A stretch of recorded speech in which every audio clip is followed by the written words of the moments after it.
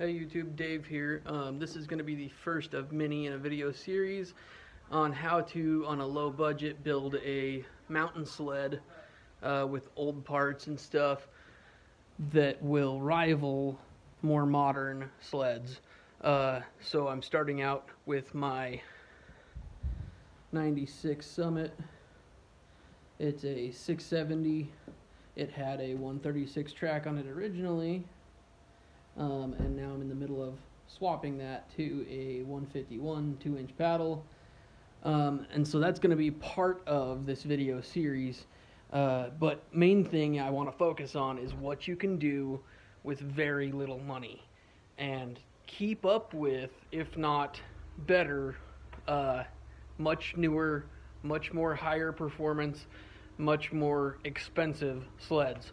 So I'm going to do a breakdown as this video series goes along of the cost of each thing, starting with the base sled that I started with, add the track, the suspension, the things I've done. And a lot of the stuff I'm going to do is stuff that will cost $0, alright? A lot of the stuff I'm going to do is stuff that if you have a hand drill and a file that you can do to your sled to make it a little bit faster and ultimately lighter weight and a better mountain sled.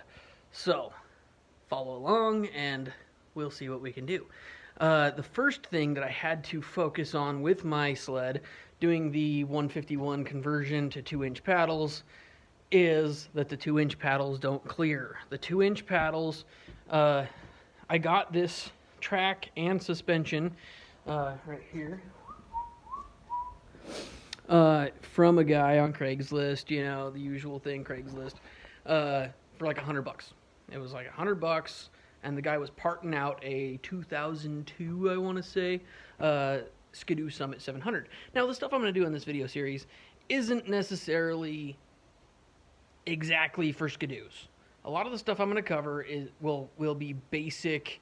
It'll be similar work that you're going to have to do on an Arctic Cat, on a Polaris, on a Yamaha. You're going to have to make modifications to make modifications. So that's what I'm going to try and highlight in this video series, is what you can do to make any sled faster, lighter, and a better mountain sled. So, back to my suspension and my track. The 2-inch paddles don't clear the tunnel. The 2-inch paddles rub on the inside of the tunnel and get stuck and burn out my clutch. So I threw it together thinking, oh, it'll be fine. It's a little bit worn down 2-inch paddle. No, it's not worn down enough. So few things that you could do here. You could take a pair of tin snips. This is the idea I didn't like, but it'd be much cheaper, much easier than what I'm gonna do. Take a pair of tin snips and go to your track, and you just take a tin snips and you cut, snip, 1/4 of an inch off. Take a 1/4 inch, chop off the lugs, and do that to every single lug. You end up with a, say, 1.75 lug track, and really, I mean, that's a lot of work because there's a whole lot of lugs on here to cut off. That sucks. Plus you lose some of what you just purchased. You just purchased a 2-inch track. Mine's not perfect. I mean, it's got some torn off lugs and stuff. It's a used track, but I still want to get everything I can out of it. I paid for a 2-inch track. I want to get the use of a 2-inch track. So, a few other options. Depending upon your budget, which mine is nil, pretty much, you could get anti-ratchet 8-tooth drivers. That'd be the easy labor-wise way to go. You're looking at about $200. $200 to have somebody press off your old drivers off of your drive shaft, which I have my drive shaft right here. I've got too much junk in this garage. I need to clean my garage, but that's another video. I'm gonna skip the video when it comes to cleaning the garage. But focusing on stuff to do with the sled, I figured I'd get the sled out of the way first before I clean the garage, and that's what you guys are here for. So, my 1 1/4 inch Skidoo drive shaft. Ta-da! 1 1/4 inch hexagon. And the drivers that came off of it There's 4 of them, and they're 9-tooth. They're over here. 9-tooth drivers from a Skidoo. What I'm going to do, instead of purchasing 8-tooth anti-ratchet drivers, $200, give or take, maybe a tiny bit more if you got to pay somebody to press them off. I have a press, so I don't got to worry about pressing them off. But still, you're going to spend $20-30 to have somebody press them off, press on the new ones. You're looking at $200 easy, maybe $250. I had $20. So I did a little bit of math, did a little bit of research, did a little bit of Googling, and I found Yamaha for years used 8-tooth drivers. Problem is the hexagon. The hexagon on a Yamaha is only 1 inch. The drive shaft. The drive shaft's 1 inch. Skidoo uses 1 1/4. Now, other makes, you get in the middle. You get your, I want to say Polaris uses 1 1/8. Arctic Cat, I think, uses 1 1/8. So you get a little bit of variation there. So what I'm going to do, because I have the tools to do it, if you had just a file, you could take your 1 inch drivers and you could file them out to 1 1/4. It'd take a long time. It would take a really long time. I have a little tiny chintzy benchtop milling machine. So that's what I'm going to use. You can see my driver in there. Right there. I think. I suck at this video and thing. I'm going to have to get better videos. There it is. There's my driver. So I've drilled, you can see on this one, I've drilled out the corners where I want the holes to end up in the corners. And then I'm going to use a 1/4 inch end mill. A guy could use a Dremel tool. Use a Dremel with a really long 1/8 inch Dremel rotary bit on it. That would work. A file. You know, there's lots of different ways to skin a cat, really. There's lots of ways to remove a little bit of plastic. We're talking about 1/8 of an inch per side of the hexagon. So, for me, since I have it, the fastest way to do it is going to be with my milling machine. So, I'm not going to actually show that because I have no tripod, because I just barely got into this whole idea of doing a YouTube video today. So, I'm going to get a tripod and stuff. But for now, I'm going to do the work, and then I'll probably, if I'm lucky, I can get a couple little short clips of me actually doing the work, maybe, and I'll splice them together. But if not, then I'll just show you the finished product. I know that kind of sucks, but I'll try to get a couple short clips of the actual machining process of cutting out the metal. A guy could, like I said, a guy could use a Dremel tool and it would work just fine. I also have a drill press that made it easier. It's not a fancy, super fancy drill press. I got it at a pawn shop, you know. But it makes it easier to drill holes. When I look at other things that I'm working on, other projects that I'm going to show you how to do, a drill press will really come in handy, even if it's a small drill press, even if it's like a Harbor Freight $50 drill press. My brake rotor, yeah, look at that. We're looking at like 1/4 weight shavings off of this thing. I'm going to take my other one and I'll put them on a scale and give you guys an actual real number as to how much weight I removed off of here. I made a template and I printed it off on some sticky back paper, stuck it down, and drilled the holes in this. Alright, not rocket science. You can have a ported track pretty easy. I'm going to do that later on in this video series, porting my track after I get the track on. Port the track out and show you how to do that the proper way so that it doesn't tear out later. And a few other cool things. So, stay tuned. Click subscribe, click like, whatever, and we will watch the process of doing this sort of crap. I'm going to do this to my other rotor that I have for my other sled. So I'll show video of the process of doing that, lightening the rotor. It's a rotor, okay? It's for a snowmobile. Snowmobiles stop when you just let off the gas, all right? They don't need brakes. They do, but not that bad, all right? Especially if it's a mountain sled and you're doing hill climbing and stuff. You don't need 100% of the braking surface. Modern snowmobiles use smaller rotors with holes in them, just like this. Modern motorcycles, here, I got one right here. My motorcycle. Look at that. Look how many Swiss cheese holes are in that rotor. Alright? drilling a few holes in your rotor is not going to hurt anything as long as they're evenly spaced. All right, guys? Evenly spaced gives you a pretty good balance. You keep a pretty good balance to it, and it won't be a problem. So I'm going to stop here, and I'm going to start working on my drivers, because that's today's project to get done.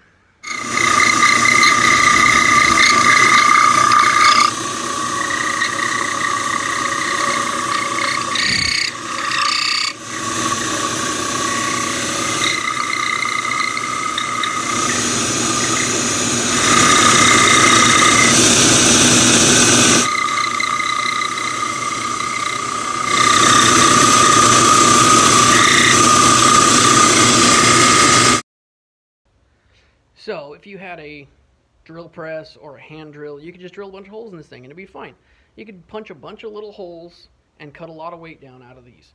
I'm going to go ahead and throw up my milling machine, cut some little slots, not full depth. I'm going to go like 1/4 inch deep and like 3/8 wide. And I'm just going to mill some slots in it to make it lighter weight. You want it to be even though. So if you drill some holes, you want to drill a couple on each side. You know, you got your hexagon flats. You'll want to drill a few holes a little bit deep, you know, go 1/4 inch deep with a 1/2 inch drill.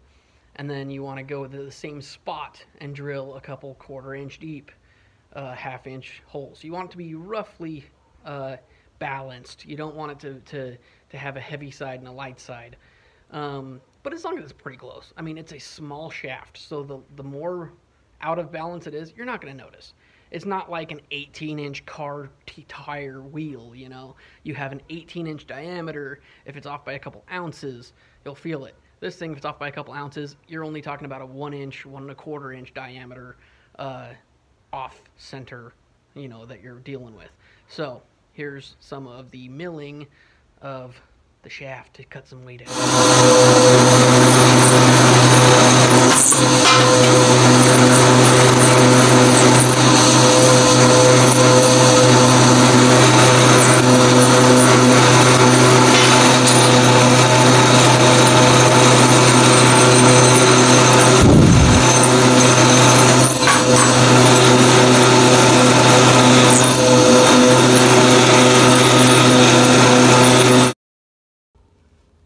So here we have our lightened drive shaft for the 670 Skidoo. I went down about a 1/4 inch with a 3/8 end mill and just went back and forth in a few spots. You could do the same thing with just a 3/8 drill and just drill some holes. Don't slot them, just drill about a 1/4 inch deep and then flip it over.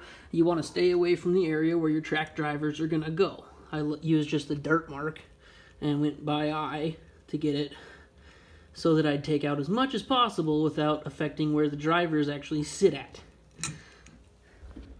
Okay, here I am pressing on the drive shaft onto the rollers, the first roller, that is. Now I've got a Harbor Freight 20-ton press. That is way overkill for doing these, but you will need 5 tons at least to push these on. But you get the idea. You get the arrow. There's an arrow on there molded into the plastic. You get it pointing one way, and then you just match the other one to point the arrow the same way on the second one.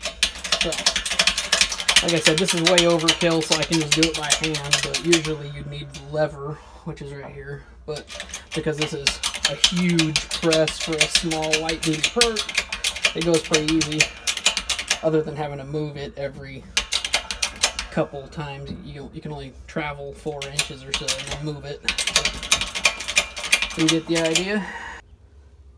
There you have it. We have our lightened drive shaft with our 8-lug drivers on it.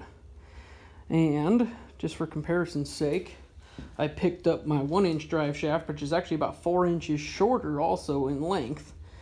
That's off the Yamaha Phaser where these came from, and it is lighter. My new one's lighter than the 4-inch shorter 1-inch Yamaha drive shaft. Now, just for educational purposes, there's an arrow and an arrow. Now you want those arrows pointing the same direction, otherwise you'll have a tooth that is not aligned. Your teeth won't line up right. So it'll wear in slightly if your filing job is a little tiny bit off, but it won't wear in if they're completely not lined up. You see that? Okay, last thing I'm going to do to the rear suspension before I call it done with that and put it together is I'm going to lighten up the skid a little bit. Now, it's aluminum, so it's already fairly light, but it's still way overbuilt. I mean, it is way, way overbuilt, way stiffer, way stronger than it needs to be. So I'm going to go ahead and mark out some holes, some center punch some holes, where I'm going to punch a whole bunch of holes in this thing and lighten it up a bunch. Now, this is minor, but it'll add up in the long run. Okay, here's step one. I marked out every 1.5 inches of flat area, so a 1/2 inch from where that rib is, and I punched an 1/8 of an inch hole. Now I'm going to follow it up with a 3/8, half, and then a 3/4. This is 1/2 inch. I'm thinking I'll go up a little bit more, maybe 3/4. But what you're looking at here is all 100% unsprung weight. This is the weight that's below the suspension. If it was like on a car, this would be the equivalent of like putting on some Motegi track light wheels. We're just gutting as much of the weight as we can out of the unsprung weight of the tunnel. So, turns out my hand drill didn't have the torque to do larger than 1/2 inch. I got like 2 before it tried to burn up my drill and I gave up. But, so what I did is I took a countersink bit and I just kind of countersunk the edge just to make them look a little better, make it so there's no snags when you grab them or anything. So, this is a mod that could actually be done with it on the sled, but it's probably a little easier to do it with it standing up right on its edge here. So, anyway, there's 40 added holes at 1/2 inch and a couple with bigger than 1/2 inch, so I won't count as being bigger, but 1/2 inch, 1/4 inch thick by 1/2 inch diameter. I'm going to do the math on that later and see what kind of actual mass we removed from this. It's not going to be a ton, but again, a couple pounds. Still worth it. Hey y'all, Dave here. So, I told you I'd let you know when I got a chance to get around to it how much weight we took off of that sled. So, I did a bunch of math, a bunch of Googling. There's all my math. You like that? It's pretty, huh? Anyway, so, when it comes to the aluminum skid, we have 80 holes, 1/2 inch, and that part of the skid was only about 1/4 inch thick. So you add those all together, and you end up with a total removal of 61.36 cc's. I'm going to do this all in metric, and then I'll convert it to pounds in the end, because cc's, metric, it's all a lot easier to work with grams. So then you multiply that by the density, the mass per cc of aluminum, specifically 6061, since I think that's probably what it's made out of, and that is 2.7 grams, gets you 165.7 grams is what I removed total, both sides, from the skid. Now, the brake rotor, you probably saw my brake rotor on there, the beginning of this, I added those all up. There's 106 holes. 106 holes in that brake rotor. 10 millimeters diameter, about 1/4 inch deep, so 6.4 millimeters depth. Comes out to, all the math, 420 grams. So 165.7, 420, and then the drive shaft. The slots in the drive shaft that I cut, conservative estimate was that they were 1/4 inch deep. They're actually about 5/16 deep, but I'm going to go ahead and do conservative numbers on this. Comes out to 85.8 cc's. 85.8 cc's of steel. Now that comes out to 677 grams. 677 grams, which is 1.5 pounds by itself. Just 1.5 pounds out of the drive shaft. So we combine those together, we get all three of those things added together, the skid, the rotor, and the drive shaft. Our total weight reduction is 2.8 pounds. Doesn't sound like a lot. I mean, I could gain 2.8 pounds by eating a big burrito, right?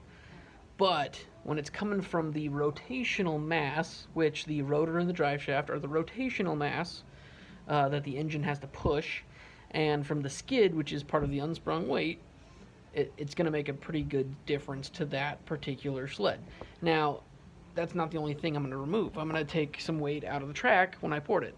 I'll do that math on that when I get to that point, when I do that video. I'll cut out the ports.